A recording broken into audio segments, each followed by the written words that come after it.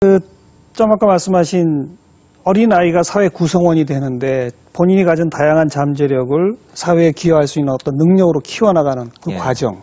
그 능력 중에는 말이죠. 공부라는 능력은 여러 능력 중에 일부 아닌가요? 그렇습니다.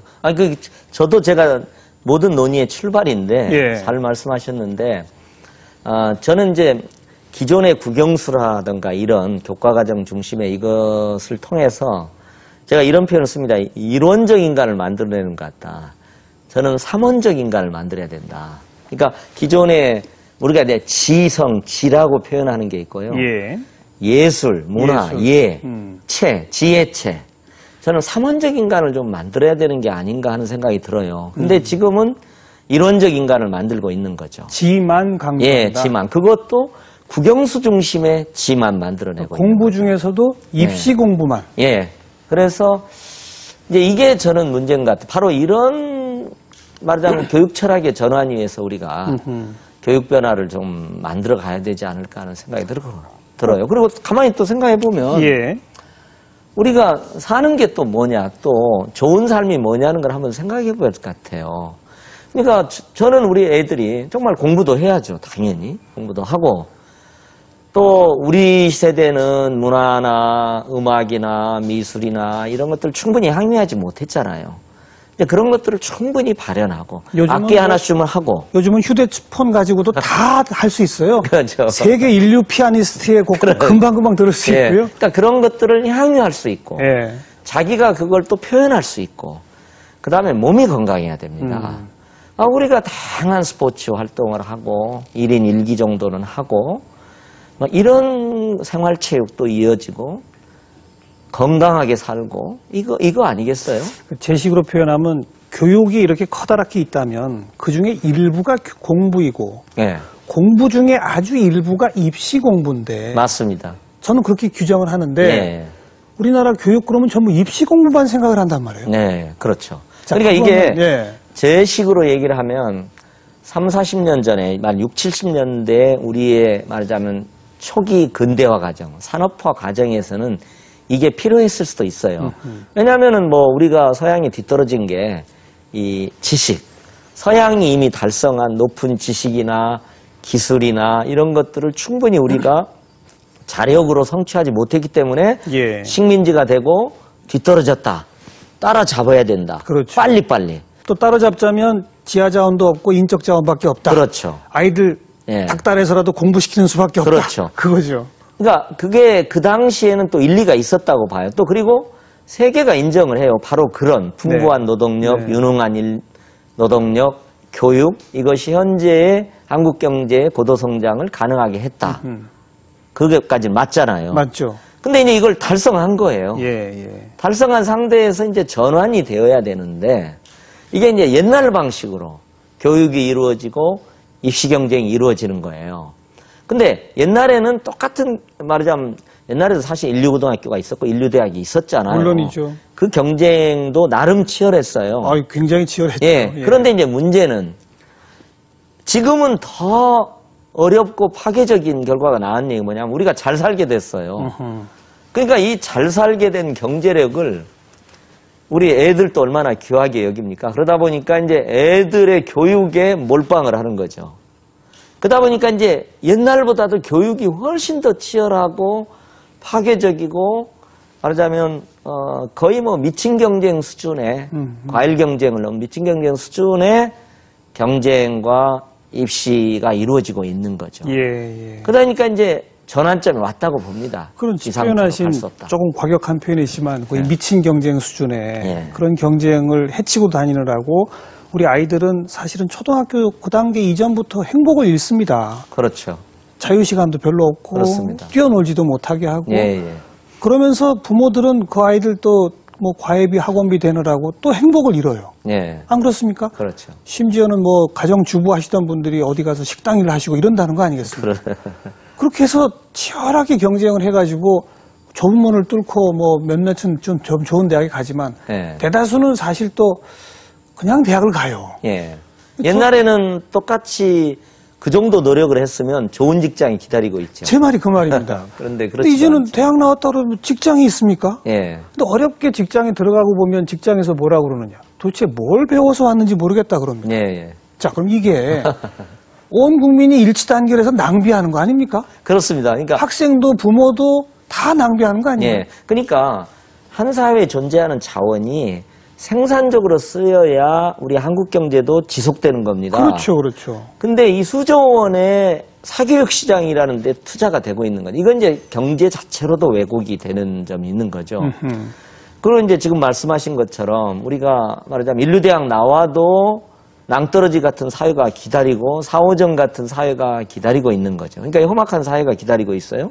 그리고 옛날 방식의 이 입시 경쟁 체제가 있는 거죠. 예, 예. 그리고 돈을 몰빵하면서 더 치열한 교육을 시키는 거죠. 자꾸 몰빵 그러시는데 그건 안 됩니다.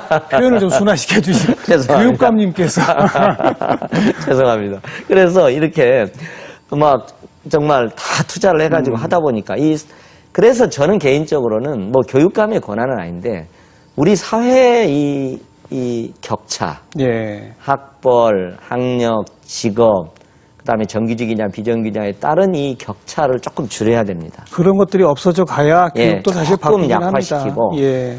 그다음에 현재 입시 경쟁 시스템도 조금 바꿔야 됩니다. 변화시켜야 되죠. 이렇게 지금처럼 무모하게 경쟁하지 않고 그래서 이 학부모들이 지금처럼 아이들의 대학 입시 경쟁에 모든 경제력 자원을 투자하는 방식에 예. 이 무모한 경쟁을 좀 바꿔야 된다. 그래서 제가 생각해 보면 저희가 이 정도 성장을 하면 이걸 적절한 배분 시스템을 갖춘다면 이렇게 무모한 경쟁을 하지 않아도 될 수 있지 않을까. 그렇죠, 그렇죠. 저는 사실 뭐 기대를 좀 그렇게는 해봅니다.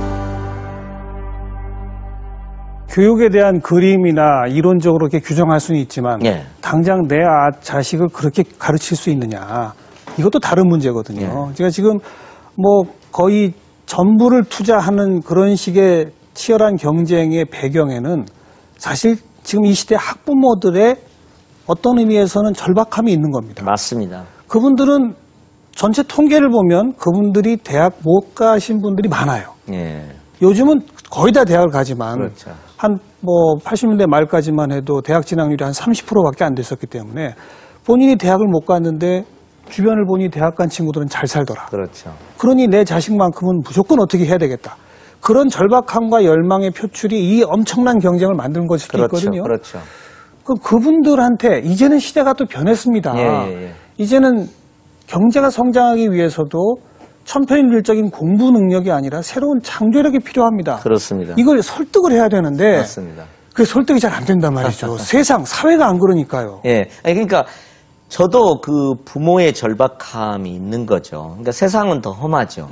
그러다 보니까 좋은 학벌이나 좋은 대학을 보내야 되고 그러다 보니까 이제 더 애들의 입시 경쟁에 몰입을 하고 애들을 닥달해야만 하는 현실이 있는 거죠. 그렇죠. 예. 그래서 이제 이것은 크게 보면 어쨌든 우리 정치권이나 정부가 이걸 그리고 이제 교육청이나 이런 분들이 바꿔가야 됩니다. 그리고 바꿔가는데 이제 문제는 누가 먼저 시작할 거냐. 그러니까요. 왜냐하면 모든 학부모님들은 이 어떻든 참 어려운 사회 여건 속에서 합리적으로 경쟁을 하고 있는 겁니다. 예. 근데 전체적으로는 비합리적인 거죠. 맞아요. 지금 그런 현실인데 제가 얼마 전에는 이제 성미산 유명하지 않습니까? 예. 성미산 학교에 갔는데 비인가 대안학교예요. 인가되지 않았습니다. 근데 초등 과정에 90분이 있더라고요. 90명의 학생이 있고 중등 과정에 80명이 있었어요. 총 170분이 한번 상상을 해보세요. 애들을 정규 초등학교에 안 보내는 분이 90분이 있더라니까요. 예. 저는 솔직히 용기가 없어서 애들을 그런 주류 경쟁 과정에 그냥 방치하면서 키웠거든요. 근데 그렇게 용감한 분들이 벗어나는 분이 있어요. 그러니까 그 얘기는 그만큼 우리가 변화는 시작됐다. 예, 변화는 시작됐고 변화에 대한 절박성을 알겠습니다. 많은 분들이 갖고 있다. 우리나라 대학 진학률이 85%를 정점을 찍고 네. 점점 내려오고 있습니다. 그렇죠. 70% 초반대까지는 가고 예. 있는. 저는 그것도 변화가 이미 시작된 하나의 증거라고 보여지고요. 그렇죠. 예. 그러니까 뭐 지금 학생들 또 수도 이제 급속히 줄어들 것이고. 지금 2002년부터 아이들의 그 수가 이제 한 40만 대로 떨어집니다. 예. 그래서 2020년. 예, 그러니까 출생한 친구들이 2002년생. 2015년에 이제 중학교 들어가고 그렇죠, 이렇게 쭉 그렇죠. 변하게 됩니다. 그러니까 앞으로는 어차피 중학교 올라가는 학생, 고등학교 올라가는 학생, 대학생 올라가는 학생이 격감합니다. 그렇죠. 한 15만 이상이 내려갑니다. 맞아요. 그렇기 예. 때문에 이번 계기를 그러니까 학력 인구나 어떤 인구의 이 축소 이런 시대를 저는 개혁의 계기로 삼아야 된다 이렇게 교육 생각합니다. 전체 구조 조정의 계기로. 예, 이렇게 삼아야 된다.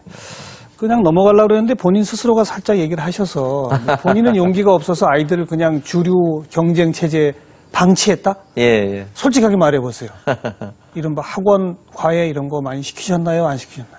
뭐 단과대학 정도 이렇게 다니는 정도 하고 단과 물론 뭐 학원. 개인 과외도 조금 했는데 그렇게 많이는 저는 안 했습니다. 안 했고 이제 사실 이제 엄격하게 공부 쪽으로 닥달하셨습니까? 좀 풀어놓으셨습니까? 어떤 저는 아버지였어요? 굉장히 자유방임적입니다. 자유방임적이었어요. 예, 저희 처도 굉장히 자유방임적이고 그래가지고 저는 또 바쁘니까 애들을 이렇게 좀 방목해서 키우는데 제가 방목해서 키웠는데도 그래도 뭐 삐뚤어 나가지 않고 공부도 나름 잘하고 그러니까 저도 이 험악한 세상에서 사는 부모로서 아이를 데리고 있는 부모로서 뭐 열심히 공부해주고 다른 데 한눈 팔고 팔지 않는 것만으로도 제가 뭐 고마움을 느끼죠. 감사하는 심정입니다. 그런 말씀 듣는 게 얼마나 얄미운지 아세요?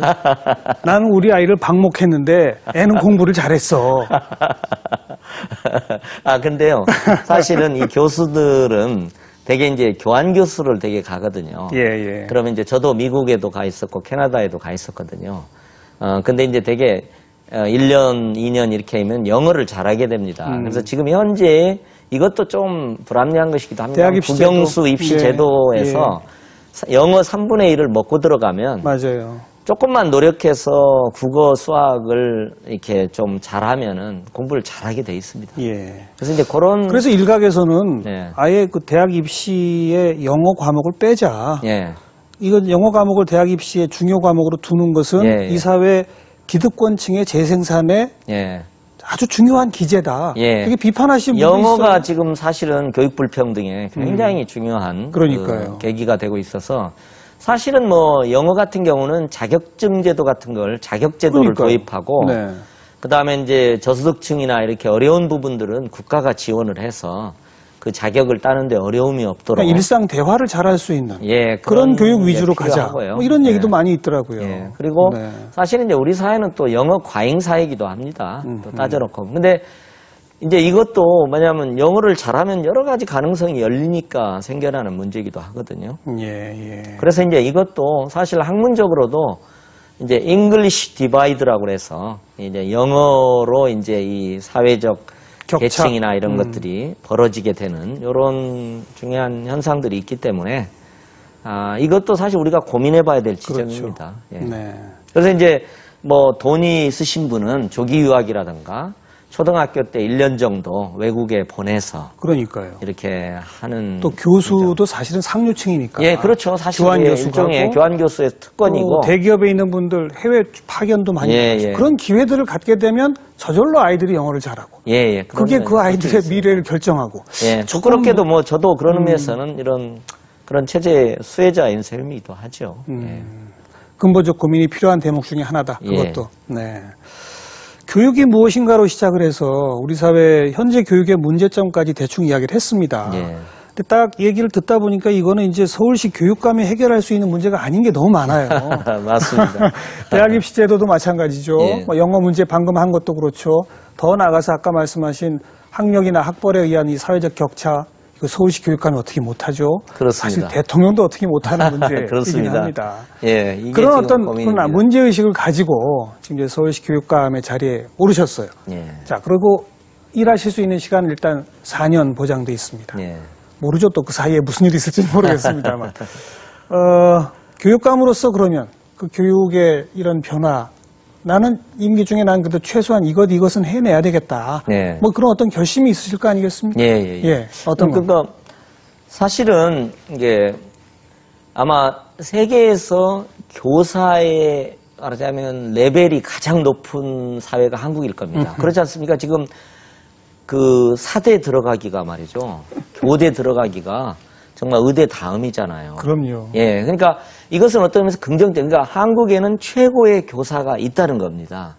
그래서 어떻게 보면은 가장 먼저 이제 저희가 중시하는 건데요. 교사들에게 지금처럼 엄청난 잡무 이런 것들이 아니고 최고의 교사들이 최고의 열정으로 아이들을 교육할 수 있도록 여건을 만들어 주는 거 굉장히 중요할 것 같아요. 예. 그것만 해도 저는 예. 한국의 교사들이, 교사 선생님들이 훨씬 더 열정적으로 아이들을 가르칠 것이다. 저는 이제 그렇게 생각을 그 하고요. 일선 교사분들 잡무 없애자 얘기 나온 것도 벌써 수십 년 된 얘기인데 맞습니다. 예. 왜 그렇게 안 됩니까?